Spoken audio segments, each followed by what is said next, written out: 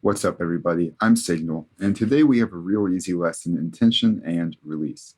So just to be real quick, what is a sus chord? You have your basic C major triad.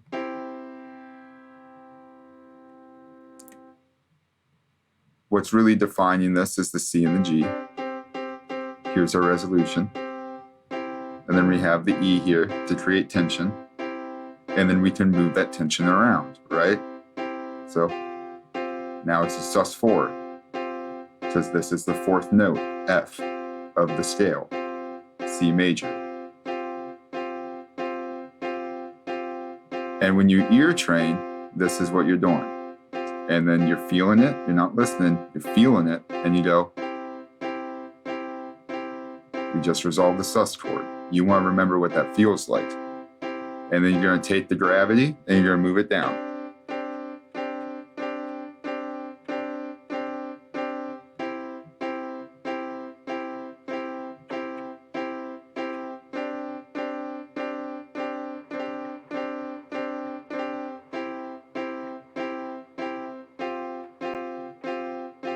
That's going to be a lot easier than just listening to MP3s and being like, oh, that's a C.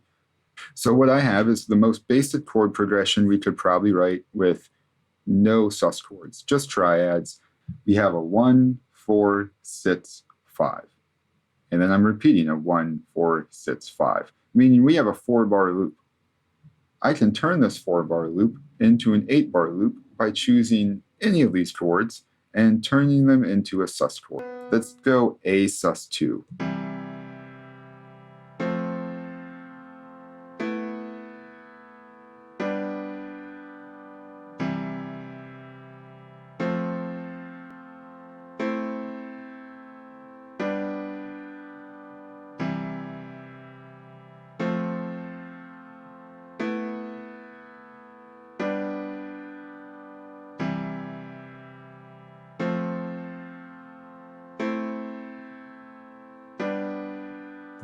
See, the 4-bar loop is now an 8-bar loop, and we just changed one note in the harmony.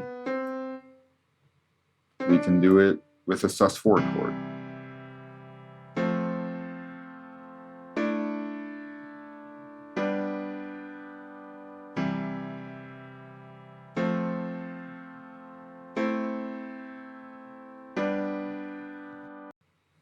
Things start to get tricky when you add an extension, and that's when alterations become important, and counterpoint.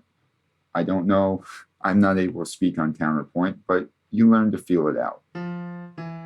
If I were to make a sus4 and start adding extensions onto each of these, that tension would carry through those extensions, like it would be exaggerated, especially when you consider that B isn't an F major.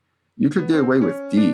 This is a lot smoother because D is the relative minor of F, and you don't really have to extrapolate meaning from that like this is a college paper. You just have to be like, oh, look at that, that's a relationship. And you have to see that this could cause uncertainty, like this, like these two notes together.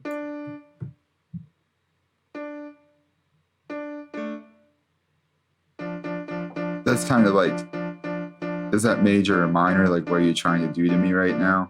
So when you lay these chords out over time,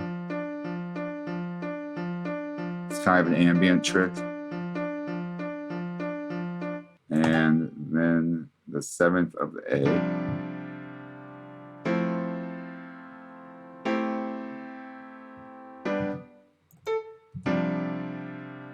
Ninth of the G.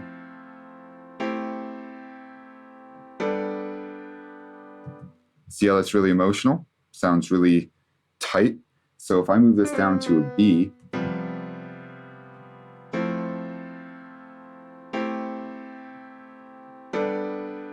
you can see the relationship between this G, A, and B is a lot different between the D, G, and A. And this F is really creating a lot of, I mean, tension's a good word, but like you have to categorize the tension. So we could call it like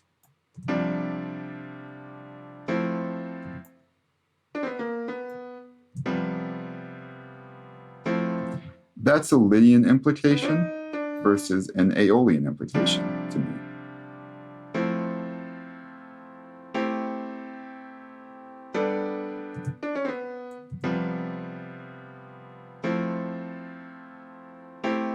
And it's not really any more complicated with that. You could write a whole progression with sus chords.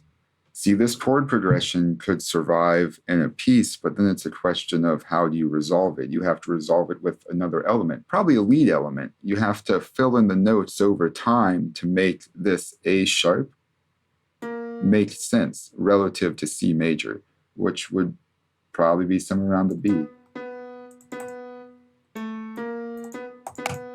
I mean, you could just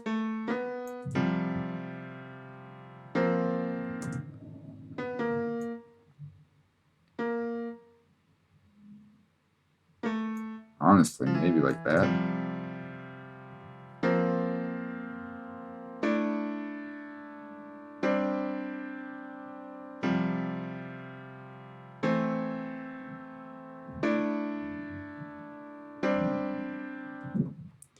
That's not something I'd probably do with a piano. That's more of a guitar thing for me because you can just move one shape up and down. But yeah.